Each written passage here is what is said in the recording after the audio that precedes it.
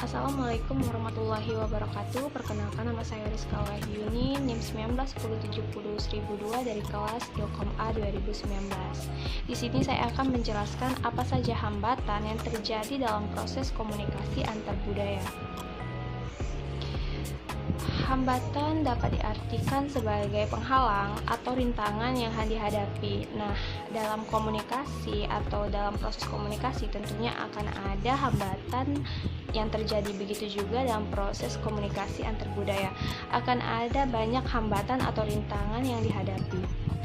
Seperti yang kita ketahui, di setiap kebudayaan itu pasti memiliki pola perilaku, adat istiadat, dan kepercayaan yang berbeda-beda. Nah, begitu juga dengan proses komunikasi antar budaya. Dengan perbedaan tersebut tentunya akan mempengaruhi persepsi, cara berpikir, dan juga bahasa yang digunakan.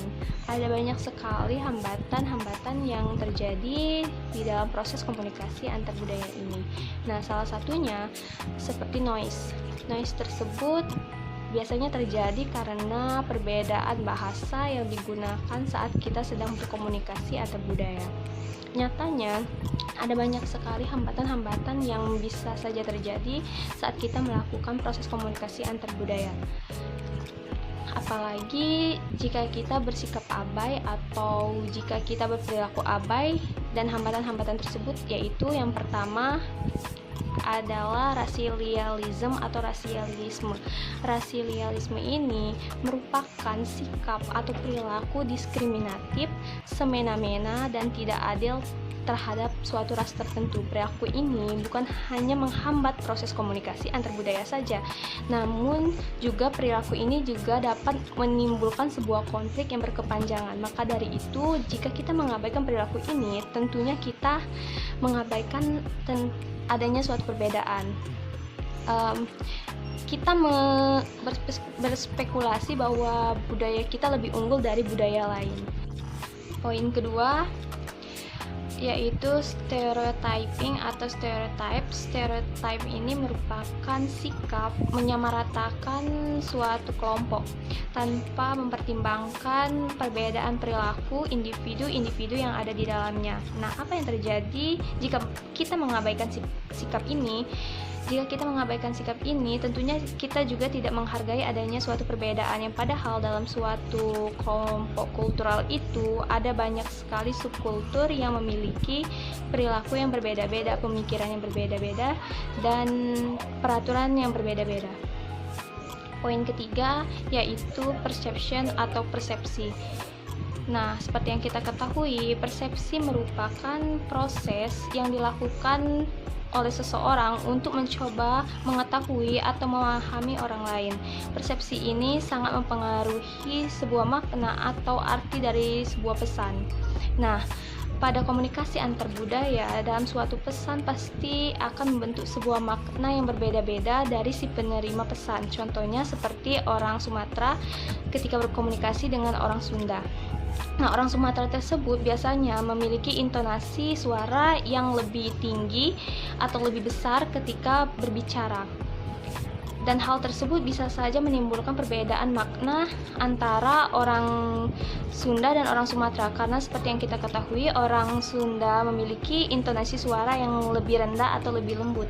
Bisa saja orang Sunda ini beranggapan bahwa orang Sumatera ini sedang marah karena mereka biasa menggunakan intonasi suara yang lembut. Yang keempat adalah norma dan nilai kebudayaan. Nah, yang seperti kita ketahui, dalam suatu budaya itu dipengaruhi oleh norma dan nilai-nilai yang seringkali berbeda. Nah, norma dan nilai-nilai ini seringkali bertentangan di antara budaya satu dengan budaya lainnya. Nilai yang ada dalam suatu kebudayaan itu tidak ada yang benar ataupun yang salah. Maka dari itu kita tidak boleh melanggar adat kebiasaan kultural, karena setiap kultur itu memiliki aturan komunikasi tersendiri. Dan kalau misalkan kita abai dalam hal itu, bisa saja menimbulkan hambatan dalam proses komunikasi antar budaya. Misalnya saya sedang berbicara dengan teman saya yang memiliki perbedaan budaya dengan saya. Nah, ketika saya berbicara, dia tidak memperhatikan, bisa saja saya menganggap bahwa itu ada tindakan yang salah, itu ada perilaku yang salah, dan saya merasa diabaikan dengan perilaku tersebut. Sedangkan menurut kebudayaan dia itu merupakan hal yang biasa-biasa saja. Itulah mengapa sebabnya kita tidak boleh melanggar adat kebiasaan kultural, karena setiap kultur itu memiliki aturan-aturan komunikasi yang berbeda-beda. Yang kelima adalah etnosentrisme. Etnosentrisme ini merupakan sikap, keyakinan, atau kepercayaan bahwa kebudayaan kita itu lebih unggul dari budaya yang lain, atau bahkan kita bisa saja menganggap kebudayaan lain itu cenderung lebih buruk dari kebudayaan kita sendiri. Etnosentrisme ini juga bisa membuat kita beranggapan bahwa perbedaan itu ada suatu hal yang negatif, yang padahal kita harus menerima keunikan dari setiap budaya-budaya yang ada. Yang terakhir yaitu culture shock. Nah, culture shock atau kejutan budaya ini bisa saja terjadi karena reaksi psikologis yang dialami oleh seseorang jika berada di tempat yang memiliki kultur dan budaya yang berbeda dengan dirinya. Nah, seseorang yang mengalami culture shock atau kejutan kebudayaan ini, biasanya mereka akan mendapatkan hambatan-hambatan komunikasi. Contohnya, mereka tidak bisa berkomunikasi secara efektif.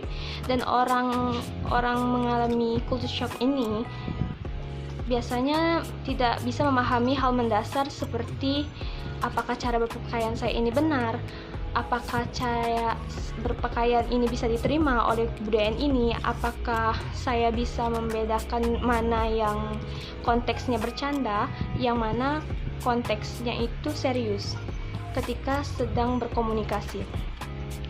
Nah, itulah hambatan-hambatan yang terjadi dalam komunikasi antar budaya. Saya akhiri, wassalamualaikum warahmatullahi wabarakatuh.